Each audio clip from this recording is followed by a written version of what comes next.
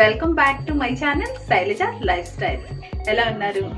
నేను మీ శైలజని. మీరందరూ బాగున్నారు అని అనుకుంటున్నాను. అలాగే నేను కూడా బాగున్నాను. ఒకవేళ ఫస్ట్ టైం నా ఛానల్ చూసేటట్టయితే సబ్స్క్రైబ్ చేయండి, లైక్ చేయండి, షేర్ చేయండి. పక్కనే ఉన్న బెల్ని క్లిక్ చేస్తే నా ప్రతి నోటిఫికేషన్ మీకు వస్తుంది. నేను గుడికి వెళ్ళానండి.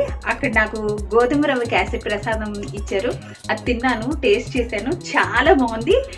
అది ఎలా చేశారు ఏంటి అని వాళ్ళు నేను కనుక్కున్నాను. వాళ్ళు నాకు చెప్పారు, ఇది అన్నవరం ప్రసాదం అని అంటారు కదా, అన్నవరం ప్రసాదం అని కూడా మనం అనుకోవచ్చు. కానీ అన్నవరం ఇంకా చాలా టేస్టీగా ఉంటుంది. ఇప్పుడు నేను గుడిలో తిన్న టేస్ట్తో ఏ విధంగా మనం చేసుకోవచ్చు ఏంటి, అదే టేస్ట్ వచ్చే ప్రసాదాన్ని చేస్తున్నాను. రండి వీడియోలోకి వెళ్దాం. ఏమేం కావాలో చూద్దాం. ఓకే, గోధుమ రవ్వ 1 కప్ ఈ విధంగా తీసుకోవాలి. అలాగే మనం అదే కప్తో బెల్లం 1 కప్ తీసుకోవాలి.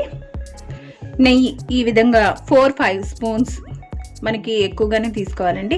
ఎంత ఎక్కువ తీసుకుంటే అంత బాగుంటుంది టేస్ట్. జీడిపప్పు, కిస్మిస్, యాలక్కాయల పౌడర్ ఈ విధంగా తీసుకోవాలి. మనం స్టవ్ పెట్టుకుని స్టవ్ మీద కడాయి పెట్టుకుందాము. ఇప్పుడు నెయ్యి వేసుకుందామండి.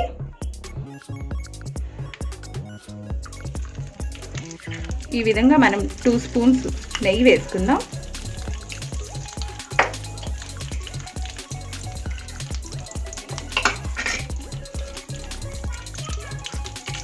ఇప్పుడు మనం జీడిపప్పును వేసుకుందాం. జీడిపప్పును వేసుకుని ఫ్రై చేసుకుందాం. జీడిపప్పు, కిస్మిస్ ఫ్రై చేసుకుని మనం ఒక ప్లేట్లోకి తీసుకుందాం.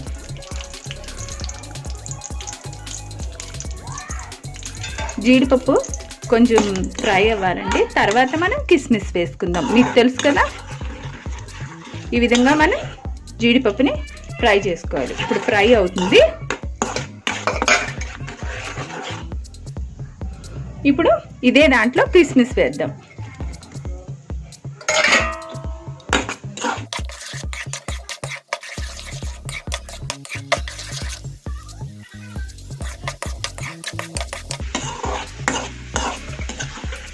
ఇలా ఫ్రై చేసుకోవాలి. ఇలా ఫ్రై అయిందాన్ని మనం ప్లేట్లోకి తీసుకుందాం.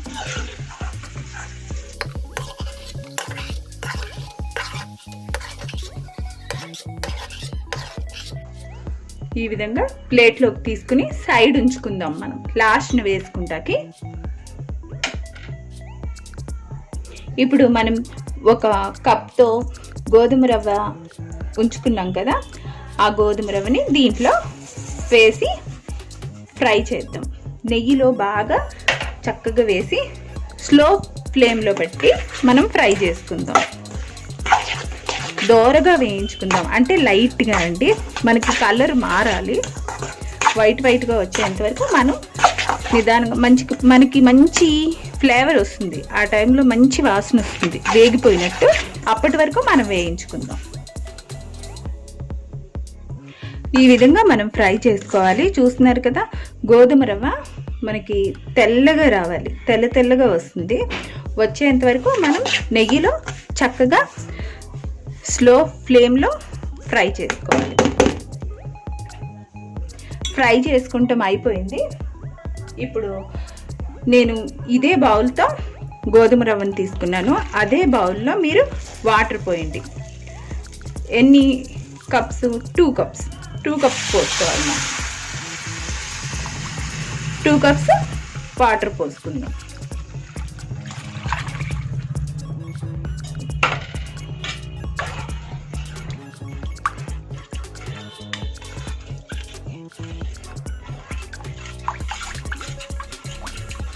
ఇప్పుడు ఈ విధంగా మనం కలుపుకొని మూత పెట్టుకుందాం.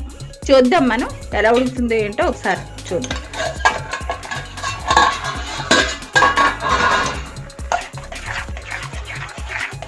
ఇదిగోండి, ఈ విధంగా మనకి ఉడుకుతుంది. ఇంకా కొంచెం సేపు ఉంచుకుంటే మెత్తగా ఉడుకుతుంది.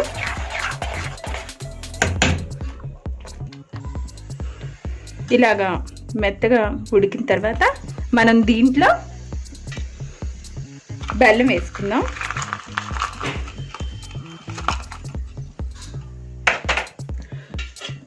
మీ దగ్గర తాటి బెల్లం ఉంటే తాటి బెల్లం వేసుకోండి, చక్కని కలరు చక్కని ఇది వస్తుంది.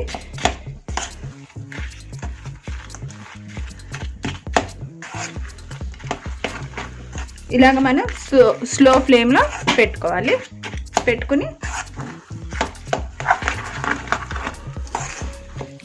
కలుపుకుందాము.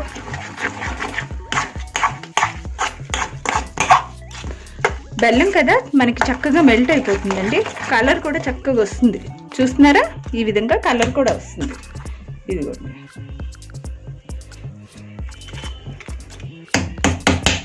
మూత పెట్టాక ఇప్పుడు మూత తీసుకుని చూద్దాము.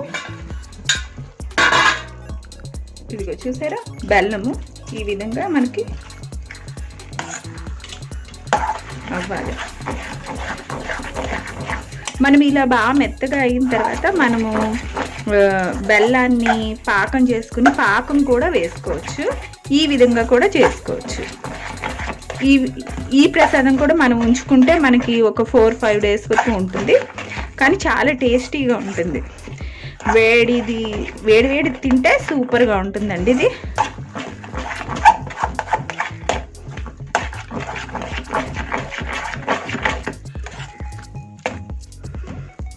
మనకి ఏంటంటే బాగా దగ్గర పడిపోయి అయిపోయింది అని అన్నప్పుడు మనకి కొంచెం కలర్ కూడా మారుతుంది.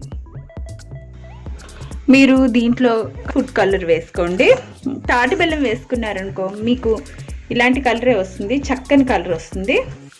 ఇంకోండి, ఇప్పుడు మనకి మొత్తం ప్రాసెస్ అయిపోయినట్టే.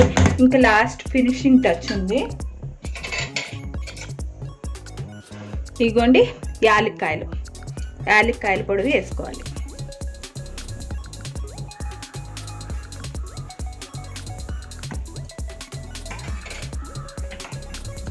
తర్వాత మనం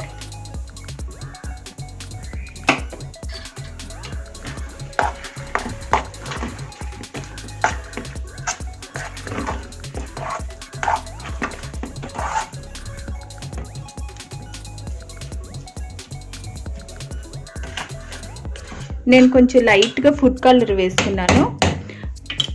అది వీడియోలో కొంచెం అయింది. ఇప్పుడు జీడిపప్పు, కిస్మిస్ నేను వేసుకుంటున్నాను.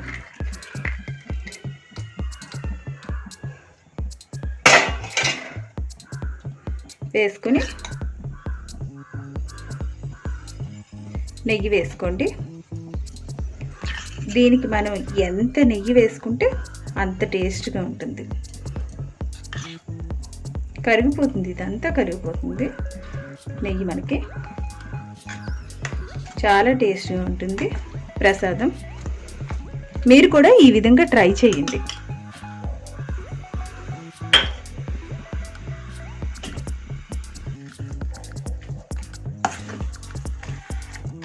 ఇది నేను నిజంగా చెప్పాలంటే ఇది ఫస్ట్ టైము నేను ట్రై చేశాను. చాలా బాగా కుదిరిందండి.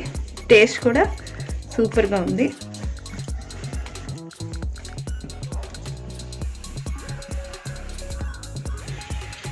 అమ్మవారికి ప్రసాదం సిద్ధం చేసుకుంటున్నానండి.